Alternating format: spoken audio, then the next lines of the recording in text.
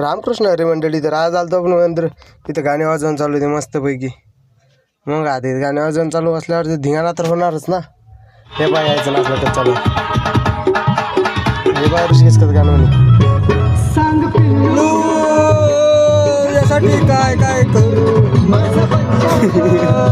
तुझ्यासाठी काय काय काय काय करू. मग वेळेवर ठरलं पोहायला जाऊ म्हणे आपण संबंधन. मग काय काळ्या गाड्या निघालो आम्ही मस्तपैकी. आलो कुंडावर. इथं तर पहिलेच आपल्या गावातले पोट्टे दुसऱ्या.